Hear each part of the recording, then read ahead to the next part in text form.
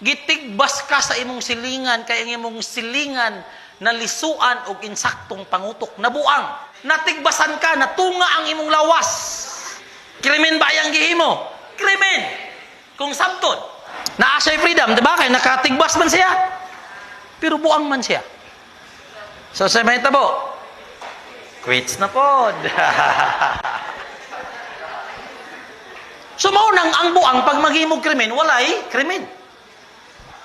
Tingnan naman, kung naisa mawala sa requisite sa dulo, din walay dulo. So dapat na ay freedom, na ay intelligence. Ang ikatulo, klaro na kayo, intent, imong gituyo. So dapat mag-uban ng tulo. Naisa mawala ani, din dili na dulo. Sir, kung dili dulo ang iyang gihimo, sir, dili krimen. Aduhan lagi ka pa maagi nga mahimo ang krimen. Pinaagi sa kulpa. Kabasig dili to dulo, basig kulpa. Unsa man ang kulpa? Kulpa means fault. Unsa nang fault? Ha? Fault means nisipyat ka, gadanghag ka. Nag-drive ka sa imuhang motor. Toyota XRM imuhang gidrivean.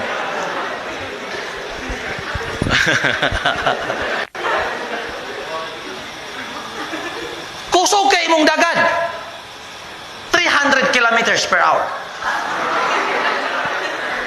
Pagbuot mo, Toyota man na, di man Honda. Oh, kusog kay imong dagan. Siyempre, wa kay tuyo nga mangligis ka. Pero nakaligis ka, patay imong naligsan. Question, krimen ba imong gihimo? Krimen dili? Gituyo din mo. Anong krimen man? Kay nakapatay.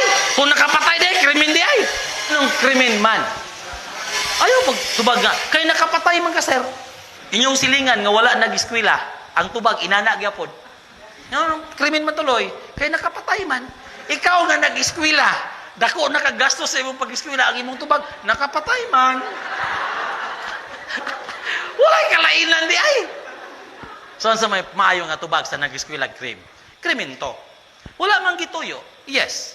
Kay dili tanan higayon nga mahimo ang krimen kay gituyo. Kung gituyo na krimen na pinaagi sa dulo. Naman tay krimen pinaagi sa kulpa. Kulpa ni kay nagdanghag siya. Munang tubag binisaya pero naay unod, di ba? Dili kay kagwapo pero bright man ka. Kung saan man nimo nang gwapo ka, nya di ka bright. Oh. So therefore, sandig, sir, sorry kay sir, nakadisgrasya ko sir.